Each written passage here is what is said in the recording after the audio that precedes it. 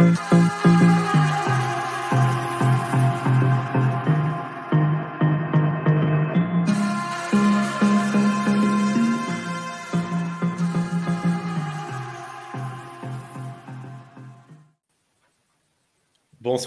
bonjour, ça dépend quand est-ce que vous regardez cette vidéo, à tous les gones et tous les fenotes supporters de l'OL. Aujourd'hui, vidéo très particulière, puisqu'on va débuter un nouveau format sur la chaîne. On approche du mercato, comme vous le savez. Jusqu'à présent, on faisait des vidéos en solo. Je m'occupais de cette partie-là. Et j'ai décidé avec Julien, en accord avec les deux personnes qui sont avec moi aujourd'hui, de lancer une série mercato à 3 avec deux amis, Victor et Aurel. Comment ça va, Victor? Comment tu vas?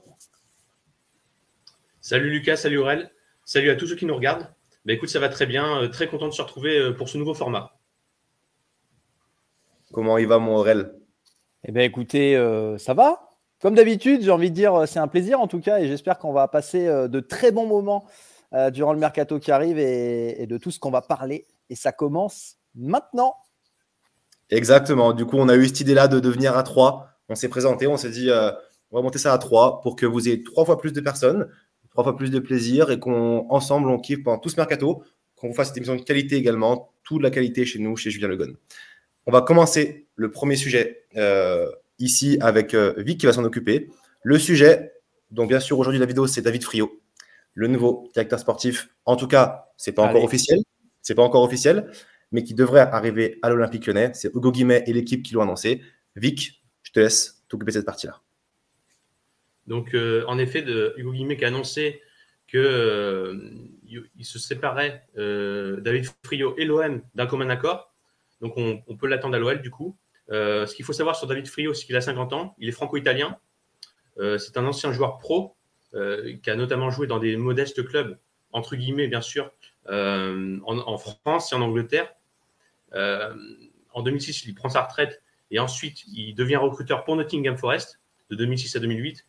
Toujours comme recruteur par la suite à Manchester United, donc de 2008 à 2017. Il côtoiera notamment Mathieu Louis-Jean là-bas.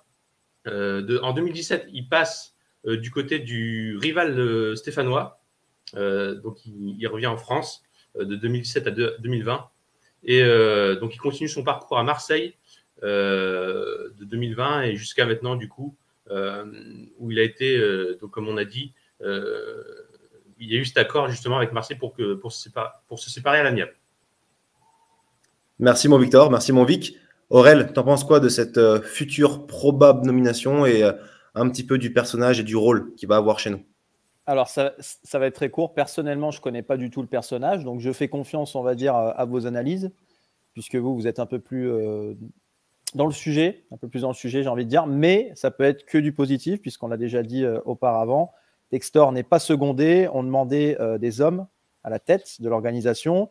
Textor reste beaucoup en Amérique, il est un peu moins présent, donc ça peut être que positif. Alors, pour ma part, je dis oui, mais que ce soit lui ou un autre, hein. Je ne sais pas ce que vous en pensez, mais que ce soit lui ou un autre, c'est peut-être pas une mauvaise personne. Vous allez peut-être en parler un peu plus, mais de toute façon, Vic a déjà dit beaucoup de choses. Mais en tout cas, je dis oui. Personnellement, les amis, du coup, moi, personnellement, j'étais pour un DS, en fait. David Friot en particulier, je ne suis pas forcément un grand fan du personnage, je l'admets, je n'ai pas une admiration par ce personnage-là, mais pour moi, le rôle de directeur sportif, il y avait clairement un vide. Textor, il n'était pas entouré, il n'avait pas de conseiller non plus, il avait personne en fait, et ce rôle de directeur sportif, malgré tout, ça manquait énormément à l'OL. Et le fait de voir venir David Friot, bon, qui a l'expérience quand même malgré tout du recruteur à Manchester United, ce qui est quand même pas rien malgré tout. Il a l'expérience à Marseille, à l'Olympique de Marseille, à la Saint-Etienne. Pour les puristes, vous me direz, c'est pas top. Personnellement, ça, je m'en moque, qu'il soit passé par Saint-Etienne ou par Marseille, du moment qu'il est compétent. Et on va le voir par la suite de cette vidéo, c'est une personne qui a l'air tout bonnement compétent. En tout cas, on verra parmi les mercatos de Marseille. C'est justement pour ça qu'on passe sur la deuxième sujet de cette vidéo. Deuxième sujet, les mercatos précédents qui ont été du coup menés par David Friot avec l'OM. C'est cet homme d'ailleurs qui a mené certaines recrues. On peut en parler. La liste est très longue, sachez-le. J'ai mis donc on a placé quelques noms, quelques têtes, quelques visages qui ne sont pas familiers, qu'on connaît très bien. qui nous ont peut-être dégoûtés pour certains, peu importe.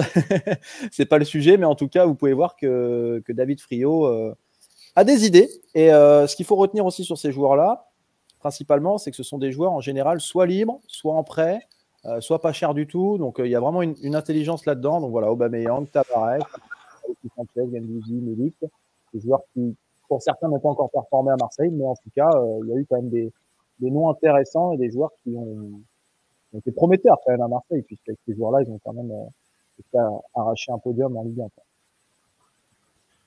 1. C'est vrai, mon Aurel. Ton micro grésille un tout petit peu. Je sais pas si tu as la main dessus ou quoi. Mais c'est un petit problème, c'est pas grave. C'est rien du tout. C'est tout bon. Là, c'est parfait. Tant qu'on a compris.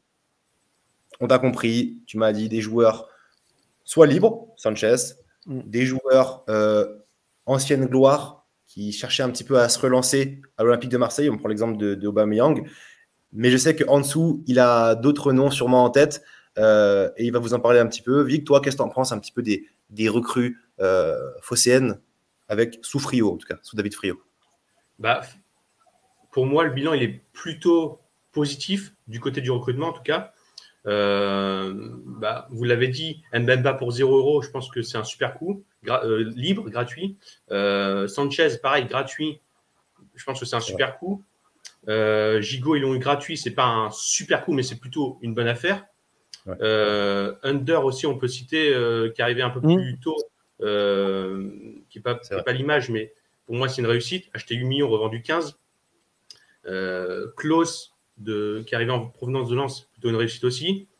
Après, il y a des échecs parce que quand on est directeur sportif ou directeur de la cellule d'un recrutement, on ne peut pas faire que des réussites, ça c'est sûr. On ne peut pas faire un 100%. Donc, du côté des échecs, je pense à Lirola. Je pense à Conrad de la Fuente. Vitinha, gros échec à 32 millions. Malinowski aussi. Après, si je dois faire le bilan un peu plus global, pour moi, je pense tout de même qu'il y a un peu plus de réussite que d'échecs. Surtout, au-delà de ça, moi, sur ce au quoi je veux pointer du doigt, c'est ce rôle de Mathieu Louis-Jean. Ils se connaissent, ils sont connus, il va le retrouver à l'OL. Et toutes ces recrues-là, pour la majorité, on va accepter Aubameyang et ceux qui sont arrivés vraiment cet été-là, sont également du fait de Mathieu Louis-Jean. Sanchez, c'est du fait de Mathieu Louis-Jean. C'est une bonne chose en soi. C'est deux personnes qui se connaissent. Le mercato est plutôt cohérent à Marseille. Ça ne prend pas cette saison pour des circonstances qu'on peut connaître. On peut mettre ça sur plusieurs circonstances possibles. Mais je pense que malgré tout, c'est une bonne chose. Le bilan est plutôt positif. Mais comme tu le dis, Vic, il y a des échecs. Il y a des gros échecs. Et le cas Vitinha, pour moi, le cas Vitinha à 32 millions d'euros, c'est un énorme échec. Donc j'espère. Dis-moi, Vic. Dis-moi. Non, effectivement, c'est un énorme échec. Après, tu vois, les Marseillais vont dire sur cette saison actuelle, effectivement, le rendement des recrues n'est pas forcément satisfaisant. Mais tu vois, un Renan Lodi, par exemple, on nous dit à Lyon, si on prend Renan Lodi, il y a 2-3 ans, on aurait tous été unanimes sur le fait que exactement. le voulait. Nuno Tavares. En prêt. Nuno Tavares, ils l'ont eu en prêt. En prêt, c'est pas une mauvaise chose, même si après, il a eu des performances un peu en dents de scie sur la fin. Mais un Ismail Assar, qui est critiqué aussi à Marseille, il est quand même à 4 buts et 2 passes décisives. Après, ça ne veut pas tout dire les stats. Il ne faut pas toujours se référer aux stats. Mais Ismail Assar, pour moi, ce n'est pas un mauvais joueur. Je pense qu'il peut se relancer sur la suite. Il y a aussi alors Correa, moi je suis pas particulièrement fan, mais à voir aussi ce qu'il va donner. Mais il y a Kondogbia que je voulais à Lyon moi personnellement cet été, qui a fait plutôt de bons matchs jusqu'à présent. Le problème c'est plus les blessures, mais je pense que voilà, avec de la continuité dans les performances, il a un regard ouvert sur le football aussi, hein, parce qu'il s'est combiné, il s'est ramené des jeunes joueurs, tout comme des joueurs d'expérience. Il sait voir qui est libre, qui n'est pas libre, qui on peut prendre en prêt. Et dans tous les joueurs qu'il a pris, il y a quand même beaucoup de noms qui diffèrent un peu. Les Guendouzi, qui était un peu plus jeune en sortant d'Arsenal, des joueurs un peu plus expérimentés, Alexis Sanchez, voilà, qui revient en Europe, etc. Et toi, Aurel, si tu as un joueur, question comme ça, un seul joueur où vraiment tu dirais c'est un très bon coup pour Marseille sur les 2 dernières années, est-ce que tu as un joueur comme ça qui te vient en tête? Alors, actuellement, je ne pourrais pas te dire, peut-être Alexis Sanchez qui a été quand même plus ou moins bon, Milik aussi, mais en fait, est-ce que je peux en donner un? Parce que c'est vrai qu'on ne parle pas très souvent aussi des défenseurs, mais c'est vrai que Nuno Tavares était quand même très bon aussi. Donc, Marseille. donc, je pense qu'il y a eu du positif et aussi du négatif. Mais... Oui, non, mais il a raison. Sur son apport offensif, c'était un bon joueur. Défensivement, c'était plus compliqué. Mais tu as pointé du doigt Alexis Sanchez, et pour moi, c'est un bel exemple. Sur une saison, en mode one-shot total, ça a été une vraie réussite pour moi. Sanchez, c'était un des joueurs qui m'impressionnait le plus à Marseille, en tout cas, et qui performait le plus. Dans un rôle un peu de faux 9, 9,5, c'était vraiment, vraiment intéressant. On ne l'a pas cité, mais en prêt aussi, Saliba. Très bon coup. Moi, le bémol que je mettrais sur son passage à Marseille, en tout cas, est-ce que c'est de sa responsabilité ou pas? Parce qu'il y a aussi Pablo Longoria qui prend beaucoup de place dans ce club. Donc voilà, les responsabilités sont un petit peu partagées, mais les ventes, ça compte aussi dans un mercato. Et je pense que j'étais un peu déçu d'un œil extérieur, parce que moi, je ne suis pas supporter de ce club, donc c'est d'un œil extérieur par rapport à ce qu'on voit. Camara, ils le perdent libre. Khaled Takar, vendu 8 millions. Là, le timing de la vente questionne quand même, parce qu'ils auraient pu en récupérer plus de 20 millions à l'époque. Il y avait Liverpool qui avait proposé une grosse somme. Donc finalement, ils le perdent pour 8 millions alors qu'ils l'ont acheté 19. Gerson, ils perdent de l'argent dessus aussi. Ils l'ont acheté 20 millions et des bonus et ils le perdent à 15 l'année suivante. Et Milik aussi, voilà, où ils ont fait une culbute négative. Voilà, est-ce que c'est uniquement lui qui est décidé de ça? On ne peut pas vraiment savoir. Peut-être que ça se passera autrement chez nous. Ça emmène à un vrai sujet. Vous soulevez un vrai sujet là-dedans. C'est le troisième sujet de la vidéo et on va passer sur ça. On va y venir. On va y venir et là, je vais justement l'introduire. On parle de compétences. On parle de plusieurs personnes qui gèrent le sportif. Bah, vous venez forcément, vous me venez venir un petit peu, voir venir. Pourquoi? Parce que on annonce, c'est pas encore fait, rien n'est fait. Hein. On précise que c'est toujours une rumeur, ça reste des rumeurs encore. Frio, c'est quand même très probable. Juni, on est encore sur la probabilité à peu près moyenne. Juninho pourrait revenir en tant que conseiller sportif. Et là, le problème, c'est, moi je vous pose la question, les amis. Je commence, si vous voulez, par Aurel. On va commencer par Aurel. Est-ce que pour toi, c'est un problème ou non d'avoir deux personnes qui ont une compétence élargie dans le domaine sportif? Parce que c'est dans la pratique, pour moi, ce qui va se passer. Dis-moi. C'est beau en tout cas. Est-ce que ce sera un problème? J'espère qu'ils vont bien s'entendre en tout cas, parce qu'il y a de grandes chances que ça arrive. Ce ne sera pas un problème, je pense, parce que Juninho devrait rester au Brésil, si tout se passe bien, selon ses envies aussi. Je ne pense pas qu'il accepte forcément de travailler sur place avec un deuxième directeur sportif, avec une personne qui a le même rôle que lui. Après, s'il y a quelque chose qui se passe, une harmonie, que les deux s'écoutent entre eux, que l'un puisse proposer des joueurs, que l'autre aussi, et que les deux forment justement quelque chose de fort entre les propositions de l'un et de l'autre, ça peut fonctionner. Donc, je dis oui, et de toute façon, je veux le retour de Juni, comme nous, et comme Vic, comme toi, Lucas aussi, comme beaucoup ici, et tout le monde sur la chaîne même, en globalité, je pense. Et toi, mon Vic, c'est quoi ton avis là-dessus par rapport à ce problème de double tête exécutive au niveau du sportif? Moi, j'ai envie de te dire, c'est des complémentarités humaines qui seront à trouver au sein de la direction de l'OL. On se souvient que Bernard Lacombe et Gérard Rouillet, ensuite, ont eu un peu ce rôle de conseiller spécial auprès du président. Donc, en fait, ce sera un peu le même rôle pour Juninho. Après, le retour d'ancien Marseillais, comme ça, moi, je sais que toi, Lucas, ça te fait rien. Moi, ça me dérange un petit peu. Ancien Stéphanois, ancien Marseillais, sur le papier, je ne suis pas particulièrement fan. Après, on demande à ce que ce soit efficace. Donc, ce sera ça le plus important. Trouver l'osmose, trouver la cohésion entre les hommes pour que ça fonctionne. Donc, après, est-ce que ça va fonctionner? C'est toujours difficile de se prononcer, mais moi, le retour de Juninho, évidemment, je suis pour en tout cas. À titre personnel, les amis, mon avis, c'est lequel?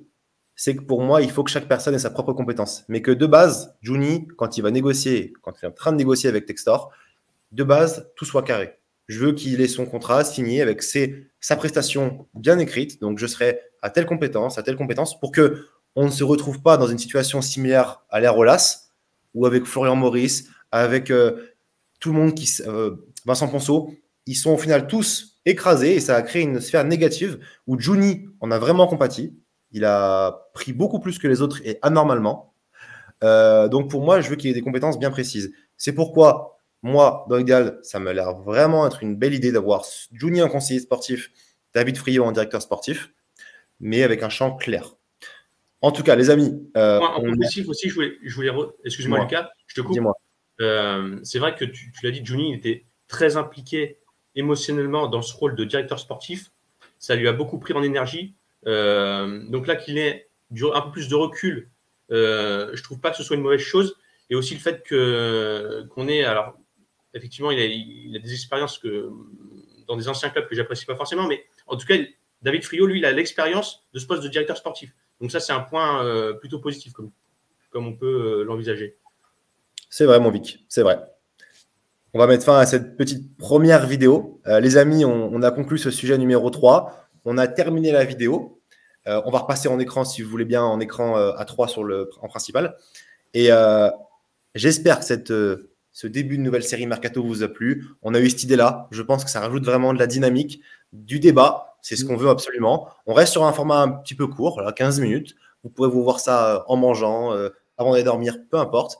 Et vous nous retrouverez tous les 3 pour tout le mercato d'hiver qui va arriver et la suite. L'avenir du club se joue peut-être maintenant, Lucas. Exactement. L'avenir du club se jouera maintenant. Et en tout cas, les amis, à vous deux, je vous souhaite une bonne soirée. Et les abonnés, on vous remercie et passez tous une très belle soirée ou une très belle journée. Ciao. Ciao.